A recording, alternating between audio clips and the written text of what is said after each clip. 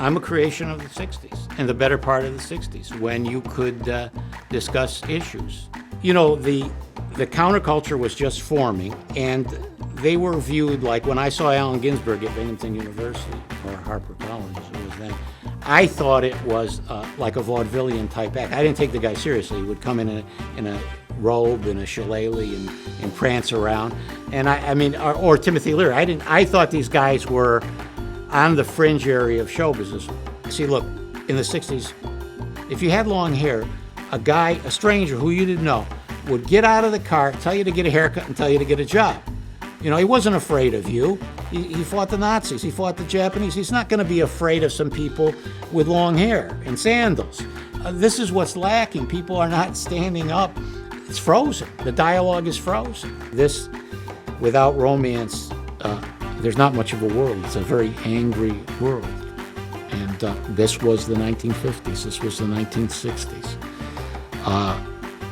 This was before Hugh Hefner came and commoditized things, and it's just terrible. Roger, there's two things that I want you to know about. Number one, I'm the most open-minded person in this town. And I'm also a free thinker. But just because you're a free thinker doesn't mean that ultimately when you analyze things that you don't come back to some very traditional conclusions. So you can go on this journey of free thinking, of modernism, and of everything else, of reinventing the wheel, and you may find, before you began your journey, that was the right place to be in at all. And that's something that radicals, liberals, whatever you want to call them, extremists, won't acknowledge. They won't acknowledge it. That old ways are best.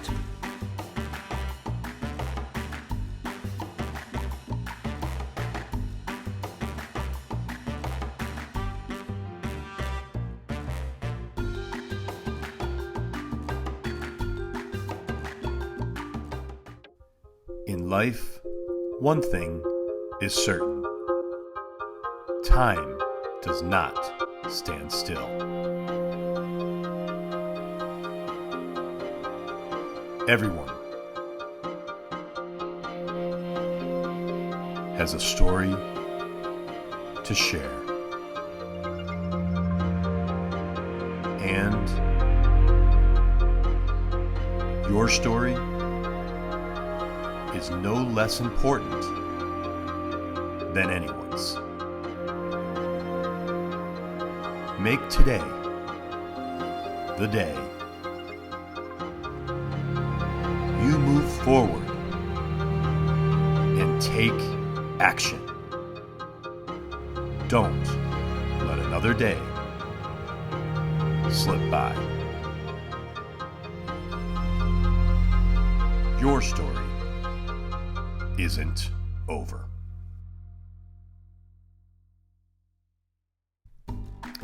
This week on American Real, our guest is John Solak. John and I sat down for a 2-hour interview that we decided to split into 2 parts. In part 1, John describes himself as a product of the 60s and how as a young man he became interested in urban renewal, which was created at the time by MIT. He says this was a time period when the United States wanted to change the inner cities by introducing highways and busting up ethnic neighborhoods for political gain. He speaks about his activism and the importance of having colorful figures as leaders, describing many of them over the generations. In addition, John expresses his opinion on a number of topics, including the mob, big business, immigration, healthcare, government, creativity, the elite, and much more. By the end of part 1, John opens up about why his activism is important in order to hold those in power accountable, and says that he and others would be out of business if there was a track record for success. And now, I bring to you Mr. John Solak.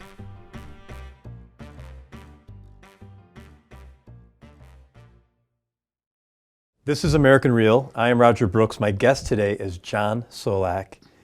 John, you're usually on this side of the camera. Welcome to the show. You got a great show. It's professionally produced. It's, why do you want to finish it off with me? Well, look, our mission is to share people's stories. Everyone has a voice. Everyone has a story. And you know what? I've been watching you for a lot of years. And, I try to practice this myself, honestly. Like, there's always a pendulum. There's one side or the other on virtually every topic that we could think of. And I think that's okay. That's what makes the world go round. That's what makes people work harder and maybe you like to point out people's, flaws sometimes, and that's okay. I've always just really appreciated, actually, that you're not afraid to put yourself out there. So you're invoking the desiderata. Even the dull and uninteresting have their stories, and that's why I'm on. No. Go back to your younger years, and if you can, just give us a little bit about your background, where you grew up, and I'd like to know what brought you to California. Well, I'm a West Side boy,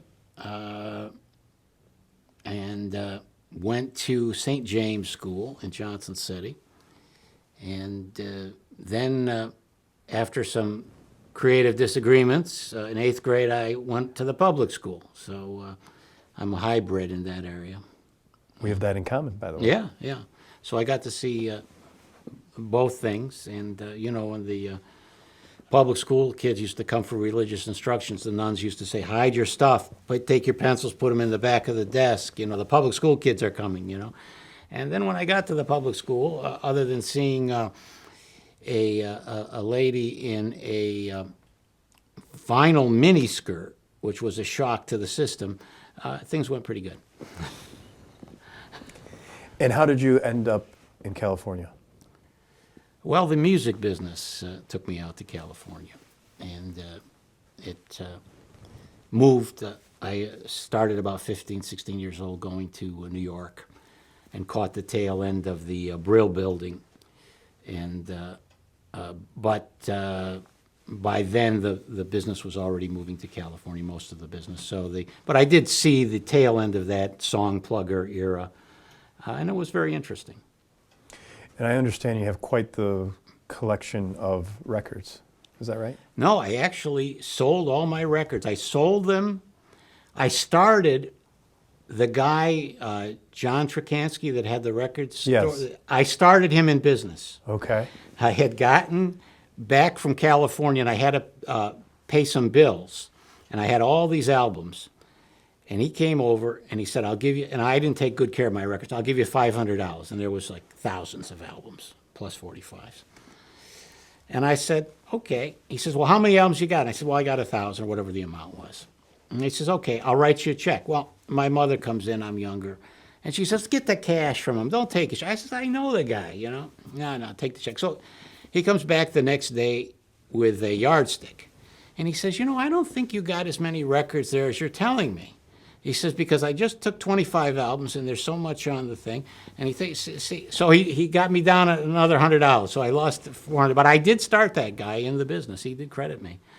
And he got my record collection, and I didn't know there was these lists, But there was a doo-wop record in there, 45, and he got $300. So he got even with almost one record. Yeah. Wow. Yeah. Wow. But since that time, since you sold the collection, have you dabbled in it at all, or no? Music, no. It was the 60s were very exciting in music, very exciting. 67 watershed year, and as it went on, about 1970, I lost interest because the innovation was losing ground, and progressive rock, the top 40 was dead, and that was the problem there. When WPLJ in New York went to progressive rock, that was like this watershed event. So now you had long, boring recordings, and it was the end of the hits. Okay. But music has been a love of yours for a long time. We even talked off camera a little bit about music. Oh, yeah. But not now. Not now. Now it's a freak show. It's demonic. It's pornography and stripping have been integrated into this thing. If you look at the promos for the Grammys, it's like it's like you're walking into hell. No, it's well, Buddy Rich said it best. He's coming out of the Grammys, and they said, "Who did you vote for?" And he said, he says, "I've contributed to the deaf. Now," he says, "next year I'm going to contribute to the blind." So that was his take on them, and that was when there was still some music left. But I wouldn't be interested in it today. Okay. I wouldn't. Although if there are elements, for example, if you want to form a band, here's the rules. You get a front man. Jagger, Jim Morrison, Robert Plant, Axl Rose. And what you do, you make sure the guy can sing, but then you take his shirt off and you walk him down Venice Beach. And if there's girls turning their heads, then you got your front man. Guitar players are easier, but you do need a good drummer. And drumming is underestimated as far as the thing. I mean, but I mean, it's amazing. I mean, if you look at, and this is why Kanye West is getting into preaching, because preaching is a whole lot easier than the music business. I mean, if you look at what Metallica has got to do to make $4 or $5 million, they've got to come to an arena, truck after truck, equipment after equipment. And then, maybe they do 2 nights, I don't know, in some stadium in the third world, and they take $4 million out. But that's if you look at what Benny Hinn does, he gets up there in his Nehru suit and heels, and it's all cash. So what happened, like between the time of Elvis and Frank Sinatra? I mean, were those guys making big money back then? Yeah, they were, but they didn't talk about it. That's the big thing, and they a lot of them were investing. I mean, show business was a great cash flow thing. If you were in Southern California, invested in Southern California real estate. I mean, Lawrence Welk, Art Linkletter, in fact, most of the commercial property, like in the 50s and the 60s, was still owned by people that were silent screen stars, and they owned. Rodeo Drive wasn't big. It was South Beverly Drive. Okay. Rodeo Drive didn't come into play until like 69, 70, when, and then it moved off. But the Gucci and Fred Heyman was the most interesting fellow, really a great guy. Baron Hilton brought him out, or Conrad Hilton maybe, and brought him out. He was a hotel guy, and he became a merchant on Beverly Hills. He went into the rag trade, and he said, "Did you know anything about it?" And he said, "No, I didn't." He said, "But 90 days later when the bills came in," he said, I knew all I needed to know about that." But he started Giorgio, and he sold the fragrance alone for $170 million. And then, it's funny, him and a guy named Jack Taylor, who had a men's clothes, were right across from the Beverly Wilshire. And Jack didn't own his building, but Fred did. And Fred sold his building for a ton of money. Then he moved into a smaller shop. So. And this is when you were out there? Yeah. Was this the late '60s or early '70s? Well, I mean, right up until the '90s. Okay. I mean, I was going back and forth. And how long did you spend out there? Oh, I don't know, a decade. Okay. Yeah. I don't see your views to be one side or the other, right? You're just going for the truth. What is? If you could sum up, who is John Solak? Well, what is it? What's your platform? I'm a creation of the 60s, and the better part of the 60s, when you could discuss issues, when things weren't, there were guys on TV. Joe Pine was one of them. Alan Burke was on WNEW. There was active discussion, and, the counterculture was just forming, and they were viewed like, when I saw Allen Ginsberg at Binghamton University, or Harper College as it was then, I thought it was like a vaudevillian type act. I didn't take the guy seriously. He would come in a robe and a shillelagh and prance around. And I mean, or Timothy Leary. I thought these guys were on the fringe area of show business, which is a great area to be in. See, the fringes of any business are much more interesting than the actual business itself. So the activism thing came about when Urban Renewal came in. I got involved in it, and it didn't fade. I'd never get involved in local government again because I know too much of the history. And when is this? Just to give us a time frame, 80s? Mid-80s? Oh no, Urban Renewal was in the 60s. I was very interested. Yeah. Okay. It began, and it essentially destroyed a lot of ways of life, It was And for people that don't know what it is, John, can you just explain what was happening back then with Urban Renewal? Why was it started? MIT created Urban Renewal, pseudoscience. If it's not broken, we're going to fix it.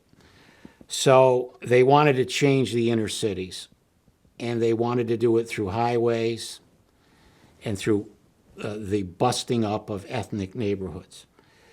This was deliberately done because a lot of the ethnic neighborhoods, the mixed ethnic neighborhoods, were Catholic. They thought they could make inroads into the democratic machines by, breaking up the population, by putting people, mixing people together. Because before, neighborhoods were clearly defined. They were defined by blocks. They were mixed neighborhoods, and this was happening all over the country? all over the country, particularly New York with Robert Moses and the highways, and then in Philadelphia. Ironically, the places, and this was viewed in the places to die for, the Charlestons, the Savannahs, they didn't get involved in it. Even San Francisco didn't get involved with it too much, L.A. did. L.A. created Bunker Hill in 1969 with the Dorothy Chandler Pavilion, and people were going to live downtown. It didn't catch on until, about 10 years ago. But, it was just devastating because it uprooted people. In this block here, we're talking about the Assumption Church being destroyed by a combination, and this is modernism we're talking about. We're talking about modernism in all its ugly forms. Catholic Church was going to Vatican II, modernizing their church. They wanted to destroy pockets of resistance, and the Assumption Church here was pegged as a pocket of potential resistance. So, because of Irish and Italian? Because they were saying the Mass in Italian. They knew that they were not going to go along with the Novus Ordo, the new Mass, or they were going to put up a fight on it. And so they figured if they could merge the two churches, they would have a better understanding. But, when you, it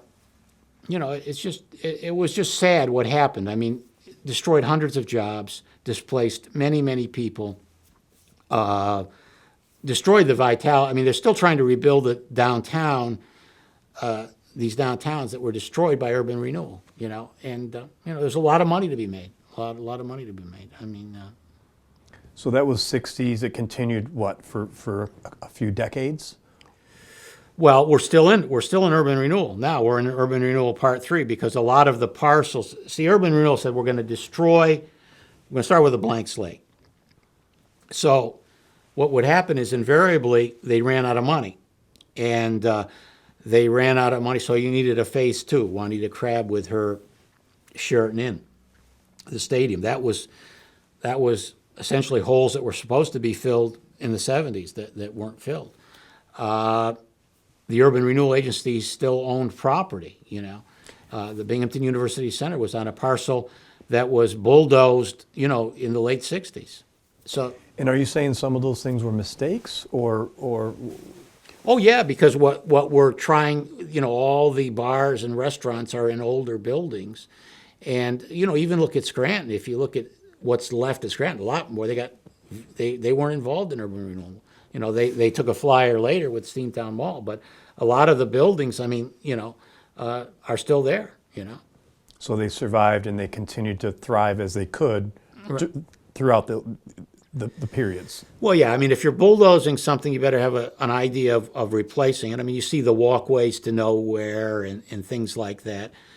A lot of these things come out of Canada. Canada has, if you go to Canada, essentially they're urban centers, whether you're in Edmonton or Calgary, they all look the same because they were all done at the same time, mm-hmm. and they all went on on a model, that's discredited because you can take buildings and you can put plastic people in the buildings and say, well, these people are going to do this or that.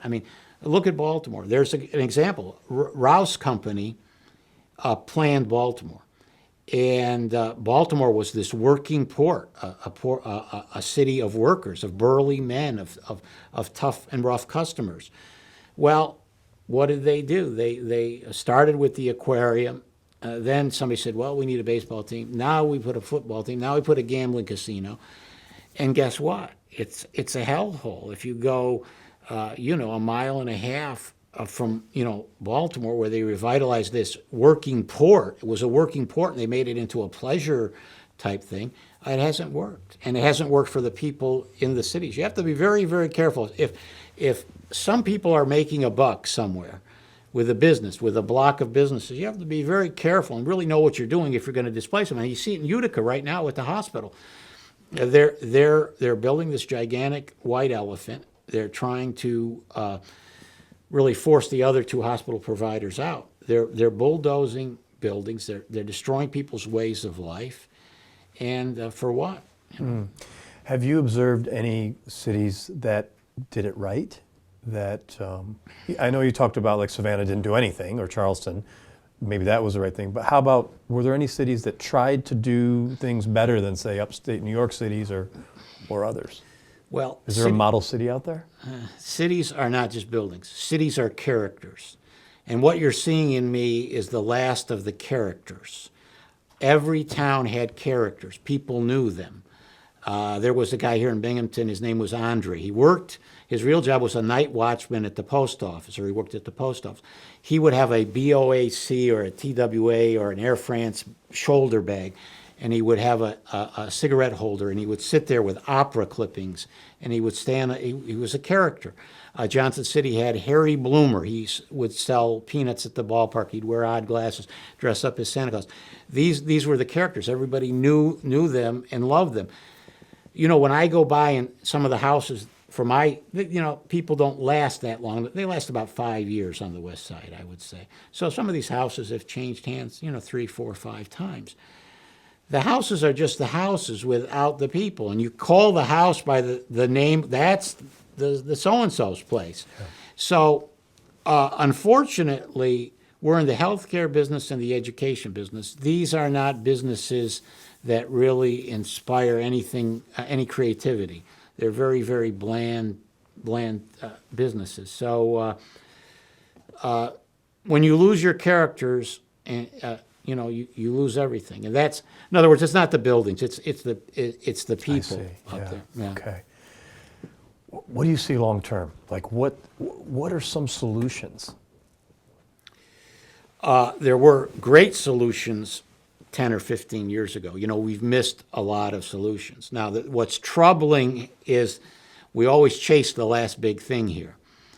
And the millennials are getting older. They're going to have children one way or the other. I mean, people didn't leave the discos all at once, So, all of a sudden people left, they got married, they did their thing, and, the crowd started thinning out. Well, finally, there's a guy with gold chains on saying, what the hell happened, And this is what's going to happen to the millennials, too, It's like one day the guy's got love beads on and he's doing it, and the next day everybody goes to work at IBM, and, it's all over, except for him. What do you think about our millennial generation? And let's really talk about it. I'd like to have a conversation. Well, they really are the lost generation. The beatniks were wrong. This is really the lost generation because they're straddled with, you go back to the Chinese, wealth doesn't pass 3 generations. So they're on the tail end of it. And they've got the debts, and they're mad, and they don't have their causes well organized, and they're foul-mouthed, and there's not a lot good to say about them at all. And they need to grow up, and they will grow up in a hurry, but they don't understand what they're in for. I mean, and we're generalizing them as the whole generation. Obviously, there's some really good, sharp, smart millennials. Oh, and most of them are immigrants. Most of them. See, that's the beautiful thing about immigration. Number one, immigrants they have a sense of humor, which is sorely lacking. I mean, you can go and talk to an immigrant of any, whether it's in the medical profession, they get it. They get it. They'll laugh. They won't question, wait a minute, should I laugh here or not? It's a punchline. You laugh. Right. You worry about it later. But that's the thing. People take themselves far too seriously now. And they are, they're unwilling to entertain the ideas. I mean, if you look at pictures of the free speech movement in Berkeley, the original 5, I knew one of them, Sandor Fuchs, is still alive, I believe. It was my attorney out in California. They were buttoned-down people. They could work for IBM. I mean, the Jerry Rubin stuff came later. But these, if you look, 1965, you look at the Berkeley free speech movement, these guys are straight guys, They had issues. They could articulate the issues. So they weren't weirdos. They weren't thinking, the difference between, we need more beatniks, less hippies. The hippies wanted to destroy society. The beatniks just wanted to live apart from society. So that's the difference there. So you're a product of the 60s. You feel we're losing our characters from our cities. The millennial generation is one that has come into, or is at the tail end of you said, 3 generations of debt. In other words, the commencement speaker says, "Well, it's your turn now." Well, wait a minute. What'd you leave us? You left us nothing. Right. You left us a disoriented society. Where we need to produce more people in education and healthcare so we can have more people in education and healthcare. It's a perpetual motion machine. So look, the country took a big bat. 2000. 9/11 changed everything. It broke the spirit of the country. And now what we're seeing with extreme environmentalism, which is a religious movement, it has nothing to do with saving the environment or solar energy or anything else. It's a total fraud. It's a total concoction to rev people up to move to the next level of anarchy, which we're going to see look, in the 60s, a guy that fought in World War II, World War II wasn't that long ago. If you had long hair, a stranger who you didn't know, would get out of the car, tell you to get a haircut, and tell you to get a job.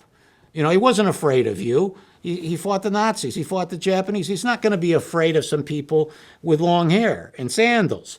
This is what's lacking. People are not standing up, and it's frozen. The dialogue is frozen. And is that really your platform? Is that what it's all about?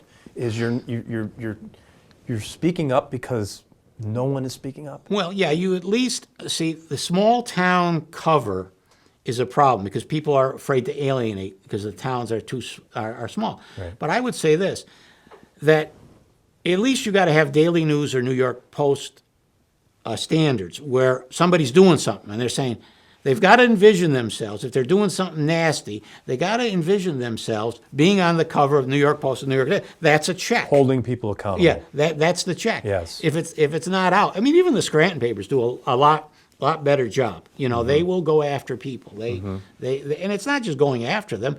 It's just you're not engaging in. There was a movement here to silence people. And to say if you're not positive, you're going to be negative. If you go back to Savin, remember that Canadian, Jeff Platsky at the press was criticized roundly for exposing what was going on there. He was accused of being a detriment to the community. He's just trying to do his job. Yeah. So but it's interesting. IBM was one of the most creative IBM was interesting. I worked there for a while, as everybody did. Everybody. But what's interesting about IBM is you would think that I would not fit in an IBM. Absolutely loved it. Absolutely loved it. What did you do? I was a process, what was the title? I don't know. I was a low man on a totem pole, but I was, in fact, what happened was they interviewed me, they switched me into the sales department. They wanted me to sell Selectrics. I said, no, I want to go to the other place. Well, this is not, you got to go over to the other building. So, but it was a creative place. It was, what was commonly believed about IBMers was not true. It was a bad rap. And what's interesting about IBM, for the weight that they had in the community, they didn't exert pressure on the community. They let the community breathe. They let things, work themselves out. And it's interesting to me. You talk about decision makers. Lou Gerstner made a decision. He saved IBM. He saved the company. How would you like to? Imagine yourself. You're not in that business, and you're being ridiculed from the start, and you're 3 months from running out of meeting payroll. I think it was 96. Wow. So you got 225,000 employees. You won't be able to meet payroll. You've got Endicott to consider. You've got all these things to consider. The stock is down to $50 a share. And people are skeptical. Now, the guy before, San Palmisano, he wanted to split it up into 5, 6, 7, 8 companies. I don't know what it was. But the only reason there's any IBM left here, and the only reason it wasn't completely catastrophic, is because Lou Gerstner saved it. Wow. So that's the kind of decisions that you have to make. And you don't have, I mean, first of all, you need colorful leaders. If you don't have colorful leaders, and see, the reason that the 80s were a great time is because you still had personalities. And this is why I believe that Trump was successful, because in most people's minds, the 80s were good times. So Trump was the last big figure to come out of the 80s. I mean, Ayaka's dead. Yes. Larry King is, not functioning too well anymore. So the 80s were good memories. And but you had a structure in place, and all life is theater. You had Pope John Paul II. You had Thatcher, you had Reagan, you had Gorbachev. Yes. So there was you could go to bed at night and say, well, I guess the world is stable, because things can be worked out. And that was the thing about the 60s. You had Adenauer, you had de Gaulle, you had Franco.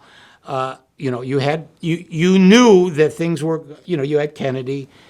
You knew things, you could go to sleep at night, except during the Cuban Missile Crisis, but you could go to sleep at night knowing that the world wasn't going to fall apart. Right. Now you don't have that, I don't have that assurance. Did you see The Irishman? Oh, geez, don't get me going on that guy. No, I didn't, and I won't.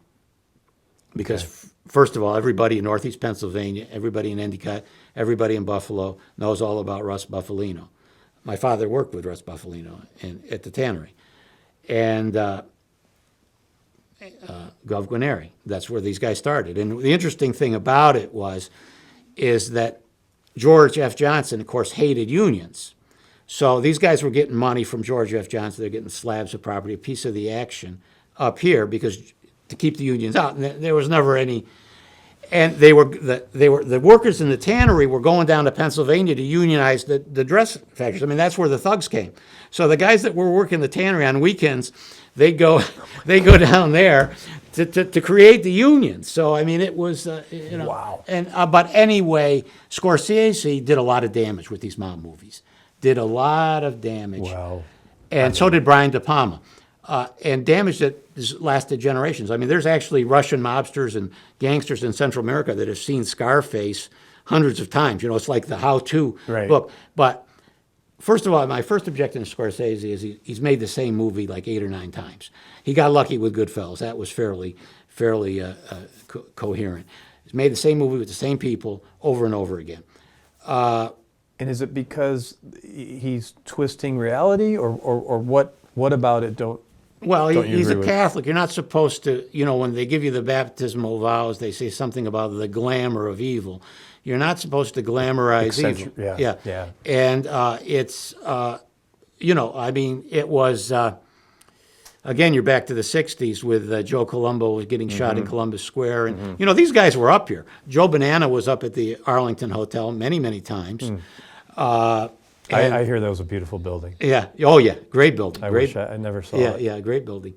And so we have the dichotomy here of the mob and IBM in the same village that was 12 or 15,000 people. So every day the IBMers would go to work, right?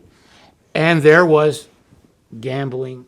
There was, I mean. The odd thing about the mob here was they weren't involved. They were more into conning than thing, and they ultimately conned themselves out of a lot of things. But the thing about the Buffalino crime family, this has now become gospel. The reason they got away with it for so long is they weren't in a major media market.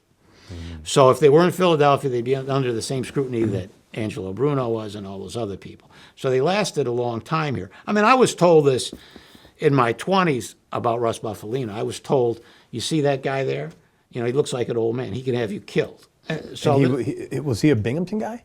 Or where did he live? His cousin was in Buffalo, I believe. Okay.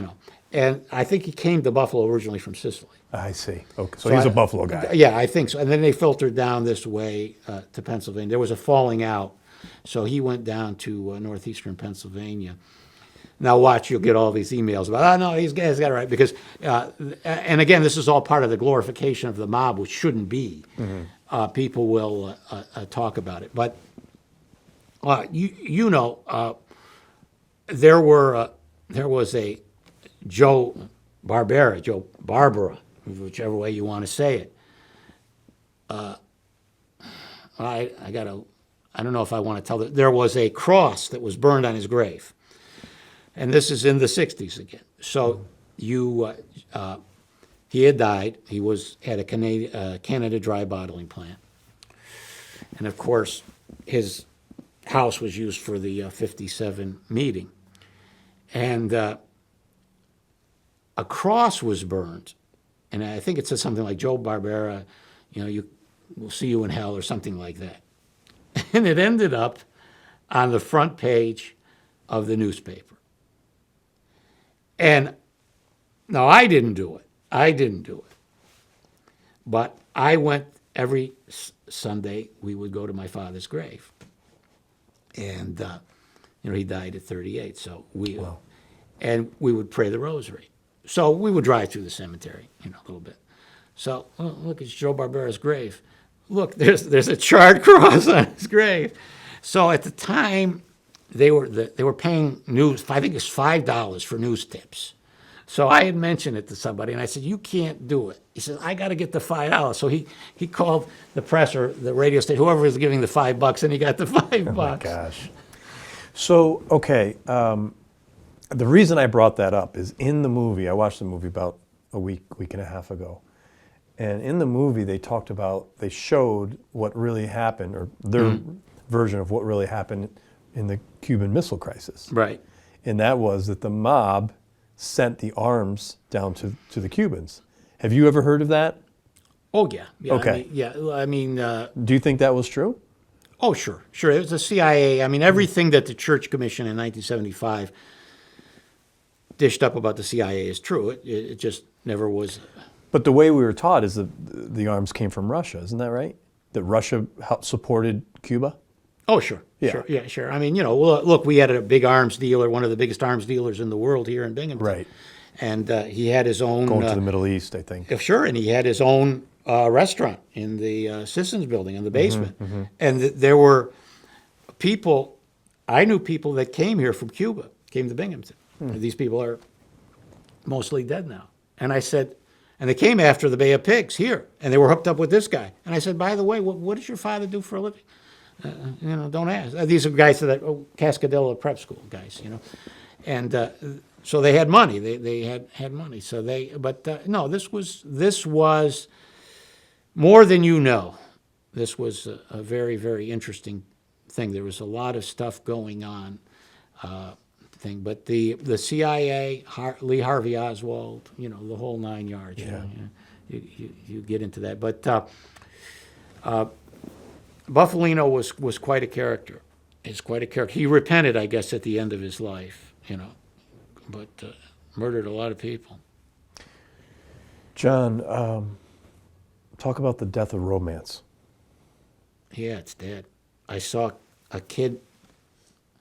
Every time I see somebody holding hands, I want to give them, money because, and I have seen it occasionally. And I saw one car with a bench seat with a young kid stopped at a red light, and his girlfriend was there, and it was just tremendous. It was a tremendous thing. This, without romance, there's not much of a world. It's a very angry world, and this was the 1950s. This was the 1960s.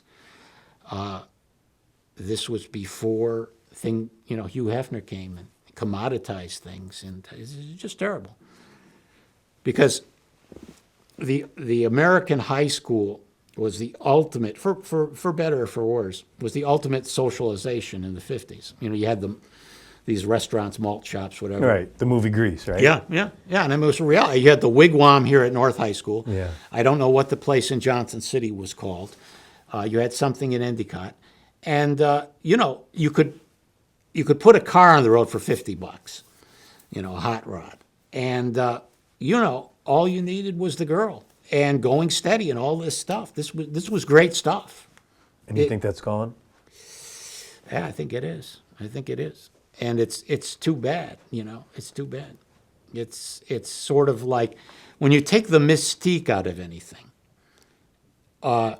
you ruin everything. When you're too clinical, it's really something that is not great, and that's what's happening. I mean, you turn on Wheel of Fortune, and you're exposed to these commercials for all kinds of medical problems, and that sort of doesn't lend anything to romance, But it's dead, and it's beauty has been destroyed. It's been destroyed. The number one beauty destroyers in America are orthodontists. If you look at pageants, beauty pageants, what few of them are left, and you look at the contestants, you'll see uniformity. And you'll see it in terms of the dental work. Whereas if you look at the real beauties of the past, whether they be Grace Kelly or Jackie O, or whoever you want to consider, they don't have corrected dental work. And that is what Ava Gardner. Makes people unique, right? Yeah, sure. And that's so the orthodontist destroyed a lot of potential starlets, Gina Lola Brigida, all those people. But romance, without romance, there is, and it's sad. It's like big weddings, and do the marriages last? I don't know. They're not on track to last. There's not enough respect for women, and women are playing into it by trying to be competitors to men. They are competitors to men. They're winning. Lee Kuan, the Prime Minister of Singapore, and most of the professionals in Singapore are women. They're the dentists, the doctors, the lawyers, and he was an outspoken, one of the greatest world political figures ever. I don't know if you know he's still alive, but they wanted to get him into Vietnam, and he wouldn't go. They wanted to use Singapore as a base, and he stood fast against that. Most intelligent guy. And he gave an address to the nation. I think it was in the 80s, maybe it was in the 90s. And he said that women have to get married and have children. And he said, and he essentially said something like this: you think the guys that are driving the rickshaws are better than you. You need those guys. You need to start a family. You've got your career going already. So, now I say I put my foot in the mouth, and now I'm going to get hate mail and death threats and everything else. But it's there's some, look, Roger, there's two things that I want you to know about me. Number one, I'm the most open-minded person in this town. And I'm also a free thinker. But just because you're a free thinker doesn't mean that ultimately when you analyze things that you don't come back to some very traditional conclusions. So you can go on this journey of free thinking, of modernism, and of everything else, of reinventing the wheel, and you may find before you began your journey that was the right place to be in at all. And that's something that radicals, liberals, whatever you want to call them, extremists, won't acknowledge. They won't acknowledge it. That old ways are best, a lot of times. Where do you sit politically? I'm a reactionary. The 60s, I was telling somebody just a few minutes ago, you had Al Capps, the cartoonist, who was, he became a conservative. And he was actually the Rush Limbaugh. He didn't have a radio show, but he was the... Back then? Yeah. Okay. And there was, it wasn't in Syracuse, it was in Toronto. Lennon and Yoko were doing these sit-ins or bed-ins, whatever they call them. In fact, they didn't pay their bill at the Toronto Holiday Inn. They just built the Toronto, and they had to be sued. But anyway, they invited Al Capps up, and the Lennon's entourage was giving him a trouble. What are you doing here, man? And Al Capps says, well, you invited me here, So that was the thing. But there was much more good-humored dialogue. There was actual dialogue. What troubles me is, you've got a school of leadership at, let me get controversial, at Binghamton University. I know some of those people. I've never seen anybody up there take a principled stand on anything. And yet they're teaching leadership. Why is it?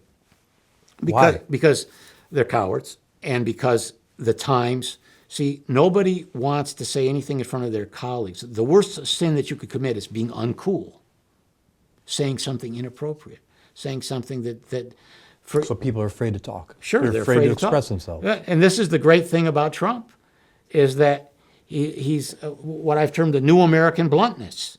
You don't have to watch your words to get your point across. You know what people say and what they mean. And, you're allowing one set of people to have freedom of speech, and you're not allowing the other set of people to have any, and you see this now with the university here.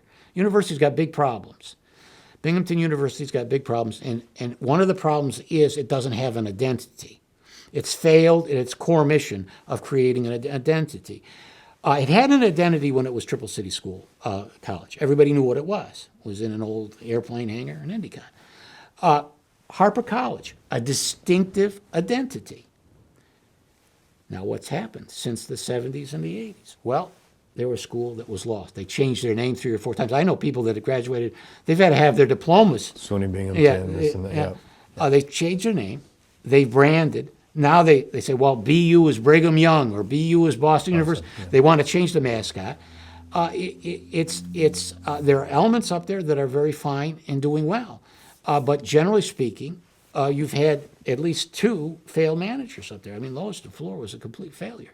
So, I mean, yet she was, to get some sort of truth, there was an article about her with a relationship on the board of NYSEG, and to find that article, you had to go to the Village Voice to find it. So, if we just treat each other like humans, and I walk a lot. So I walked up Main Street the other day, in fact, twice, during the day. It's a different story. When you're not in your car, this has become like Los Angeles used to be. You're in your car and you're just going, and you're not walking. I mean, you're making all these walkways and river walks and walkable cities, but nobody will walk up Main Street. You know why? Because they're scared. Because you know why? The people are uncool. They're unpolished. They may be on psychotropic drugs, but they're people. They're people. And you'll get panhandled. So, you carry some single bills with you, and you embrace your brothers. But, it's sad what's happening to the town. It's very sad. And one of the worst things is when you go into the search engine and you put in Binghamton University comes up, So I'm for the Binghamton people, what's left of them, we have to do something for them. And there's I don't know what we do.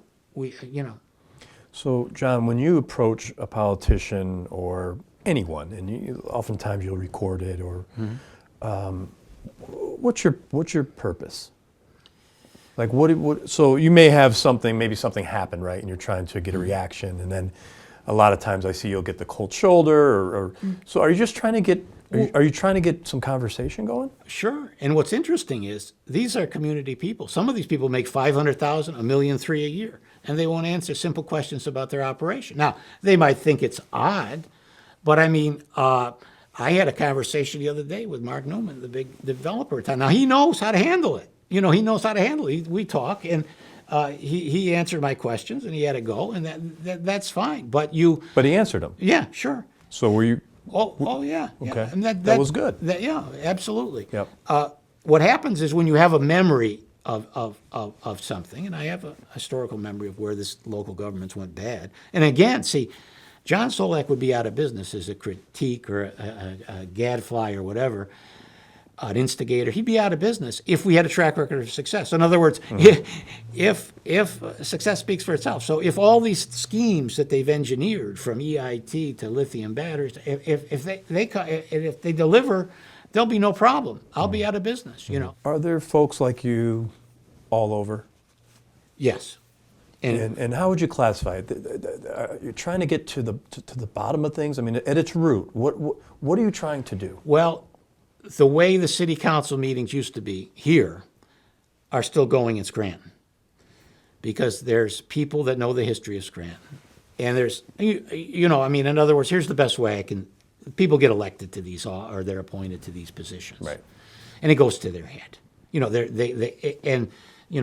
They come back with their first pair of Gucci shoes. Now, what the residents of Scranton or the residents of Bay, you got to put them in their place. You see. And that's what people used to be able to do. You know, I mean, again, you go back to the World War II guys. You're not going to con them. You're not going. They'll stand up to you. They fought the Nazis. They fought the Japanese. They're not going to knuckle under. Mm-hmm. And if you don't have freedom of speech, if you don't have skills to being a leader, to answer questions from just a little guy out on the street that asks you a couple of questions like, what about this, what about that, then you're not a leader at all. Again, these things they're operating, they're not operating cross-pollinating. The university world is their world. They have a committee, 13, 15, 18 people that decide what lights to put on the tower. You know, if they want to honor somebody, you know, oh, Jesus, is turquoise? Is turquoise offensive? You know, yeah. So these aren't leaders. They're not leaders. They first of all, a leader has to be colorful. You're seeing that. You're seeing that. I mean, Sanders, at least, Bernie Sanders will commit faux pas. You want people to, where you stand. I mean, this is why extremism is good, especially in religion, because the last thing you want is a religion of religions, and where everybody gets a seat at the table, everybody gets equal time.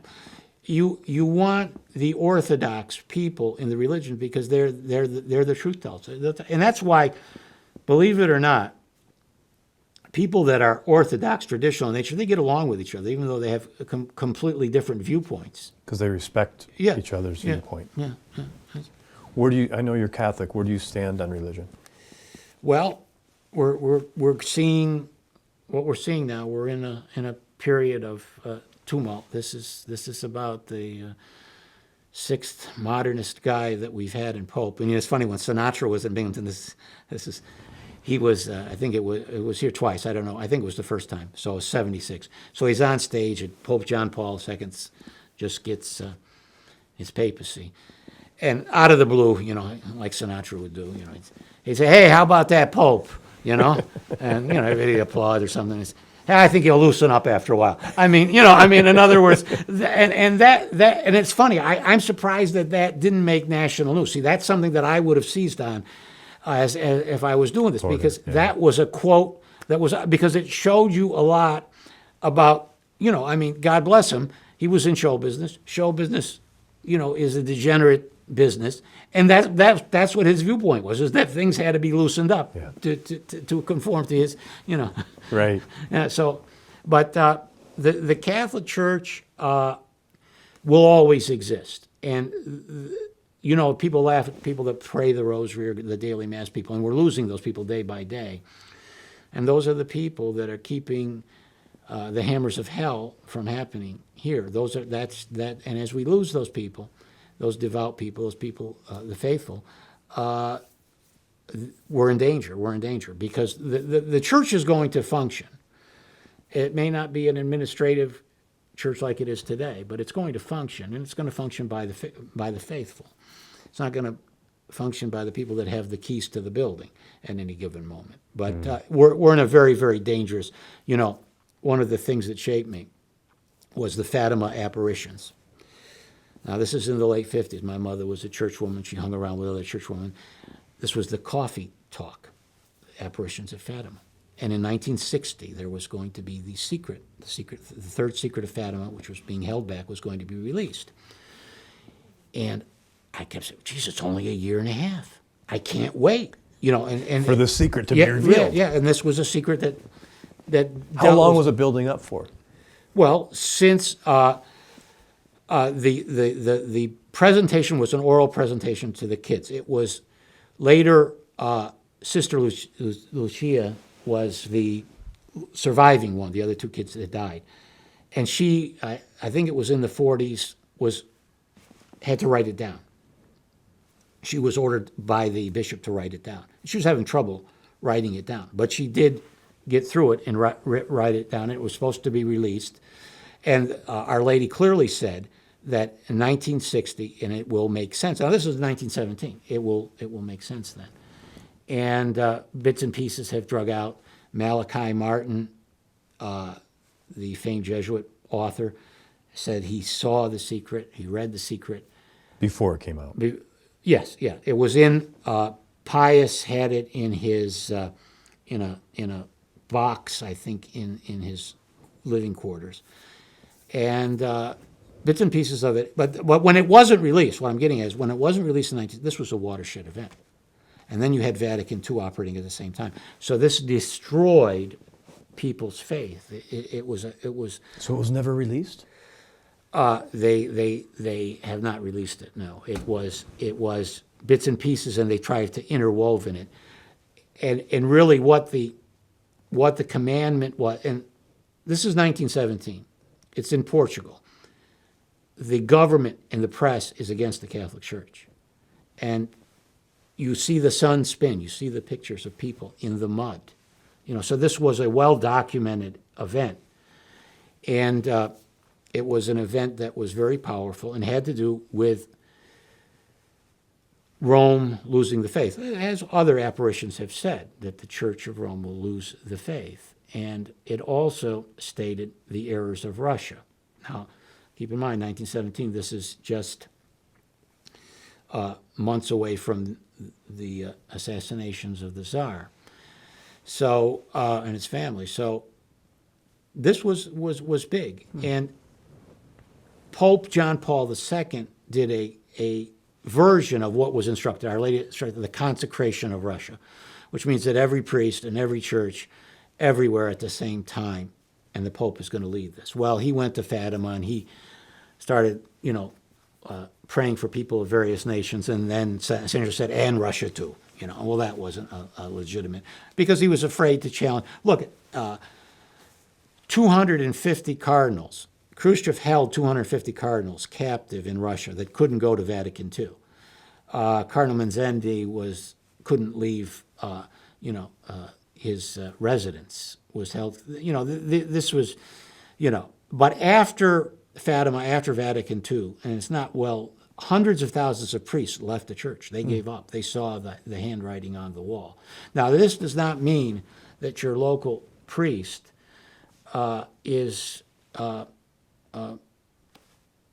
doesn't believe this. Your local priest, it's a tough job. You're talking about something that was up here, and it's a lot like being a cop. It's a lot like being a cop. You couldn't have any higher position in the 50s and the 60s in a Catholic town than being a parish priest.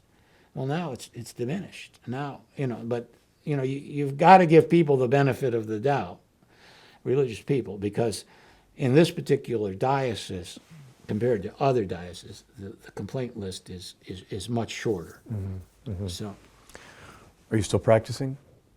No, not in that sense. The Novus Ordo Mass, I will at some time, hopefully, before I die. The Byzantine order is a possibility if they'll take me back. But I'm not a guy that people would like to have in their church. That's the problem. I'd have to work some sort of deal where I'll sit in the back, shut my mouth. Of course, you shut your mouth in the church. But I don't think that any pastor would like to have me in their church. If there's a guy, out there that will invite me, I'll promise to shut my mouth. But I wouldn't want them if I were you. The best sign, I don't know where it was, in the confessional there was a sign that said, "Don't tell us why you did it. We only have one priest." People. Right. So tell us about the 2020 census.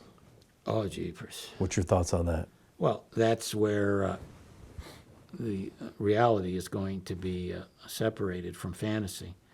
See, we're New York 22, and we're going to lose a congressional seat. Now, it's going to be interesting. Why do you say that? Well, the population, is down.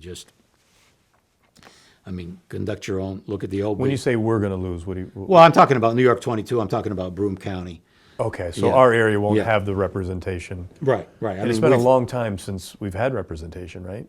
Well, we've lost, the Hinchey district was created like in 74, that was. And that's gone now. McHugh. Yeah, well, Delgado's got it, Right. Delgado's got it, that goes up and down. Yeah. But this congressional election is going to be the last congressperson probably with New York 22 configured as it is. It's not going to remain the same. The district is going to be either merged out of existence or whatever. But it's going to be an interesting thing. It's a great time to because it's going to be a battleground. And what did you ask me? Oh, the 2020 Yeah. census.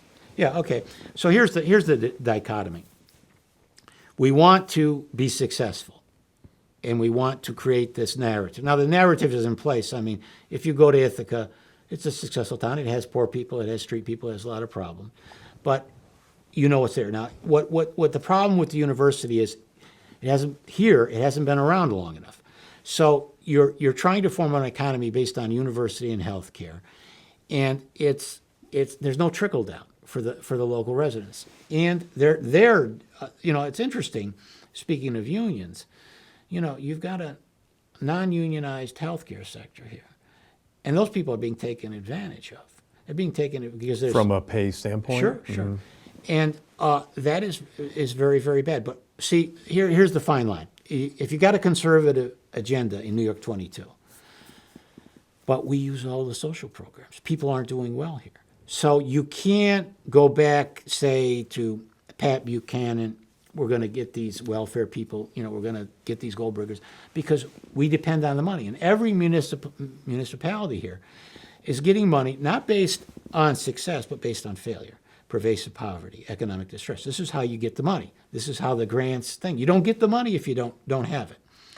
So census tracts are these could be just one building, could be a census tract, So somebody, and this has happened in New York State, where a school district in a census tract, somebody wins the lotto, and that skews everything off. Yeah. So we're playing the federal money handout game, but we're trying to create an illusion that we're really the successful town, when so it's very, very difficult because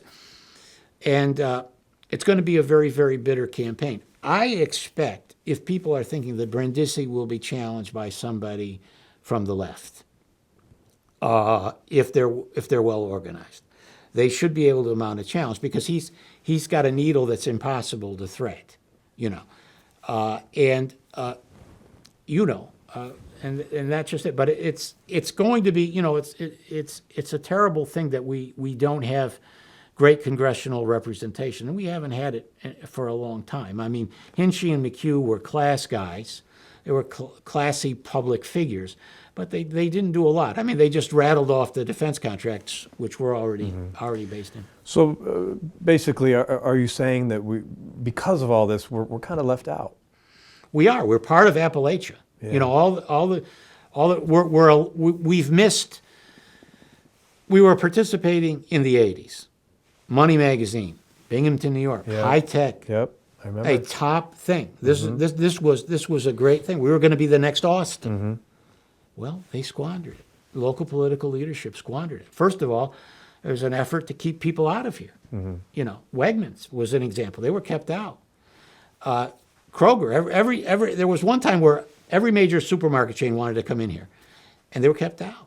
And just because the ordinance couldn't get passed, or the zoning or whatever it was at the time. It's a narrow valley, and certain families own a lot of real estate in the narrow valley. And they set up these businesses, and they didn't want competition. They felt that was the way to go. Well, they wised up sort of at the tail end that maybe they couldn't control things. But, it's the 2020 census. We're going to lose representation. We're going to probably lose a lot of federal money. So it's a creativity. Real creativity is what you want to have. What does that mean? Number one, it means cheap rents. Austin, Texas, until recently, had cheap rents. How do you enforce that? What do you mean cheap rents? Well, every creative scene. I'll take you back to Greenwich Village. Okay. Chelsea Hotel. Mm-hmm. Bob Dylan. Everywhere from Bob Dylan to Sid Vicious stayed there. This guy kept a ledger. He says, "Pay me when you make it." Leonard Cohen, Janis Joplin. He always got paid. That's what you need, because creative people are very, very bad with money. They don't care. But we need them. We need them, and you need real creative people, not people that are spend all the time hustling government grants. Mm-hmm. People that are entrepreneurial in nature. I'll mention two. Warhol. Mm-hmm. an entrepreneur, Frank Zappa.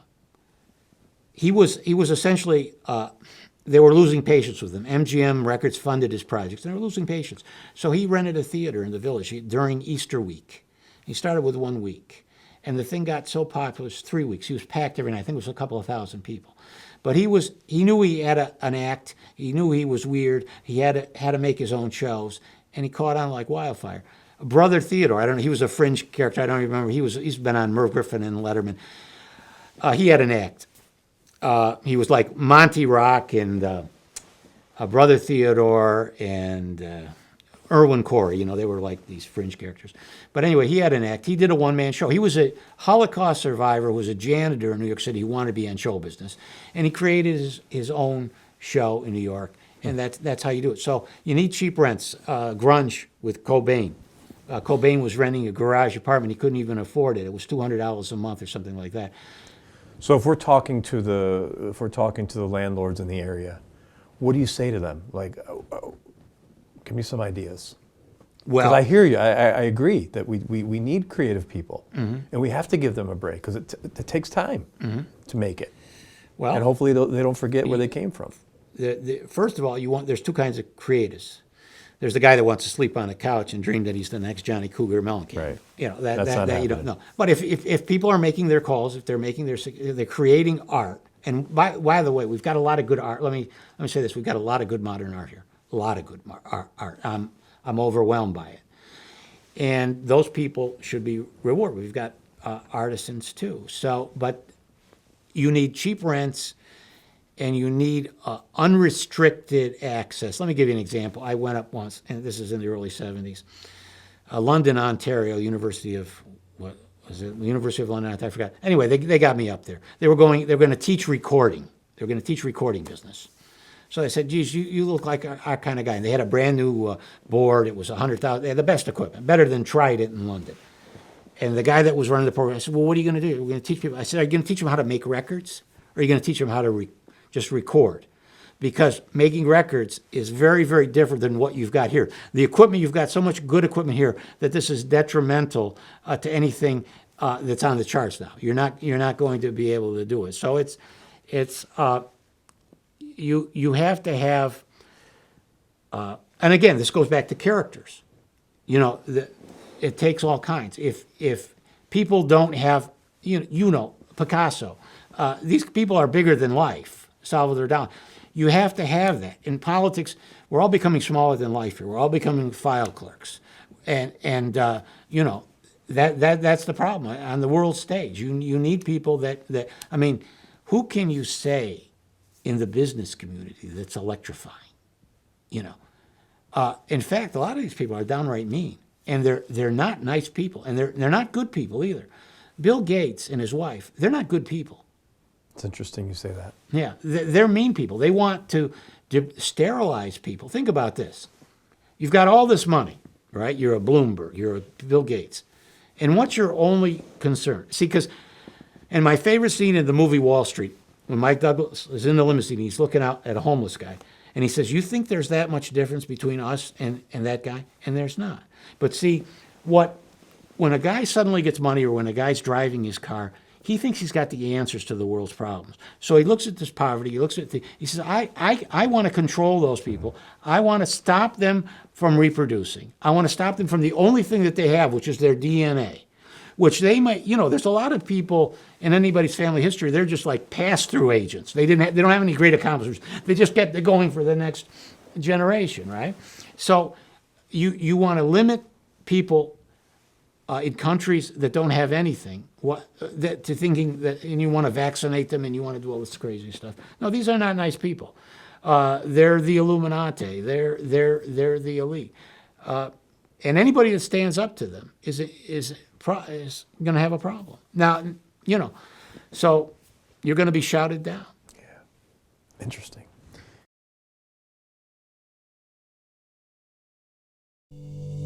Thanks for tuning into American Real. Be sure to visit our website, americanreal.tv, or search for us on iTunes or YouTube for past episodes. While you're there, please rate us or leave us a review, as that helps others find our show.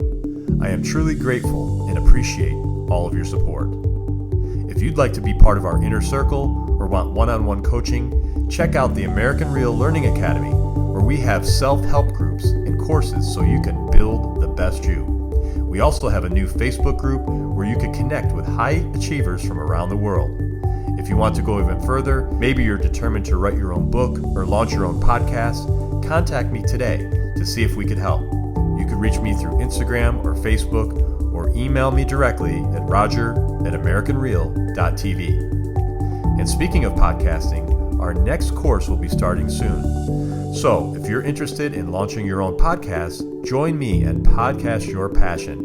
I'll take you through my 8-week course where I'll mentor you to build a world-class podcast. I'm only taking on a small group of people who want to share their passion through broadcasting, where I'll have you up on iTunes and YouTube within weeks so you can podcast your passion. Click on the link below for more information. Thanks for tuning in, and we'll see you next week.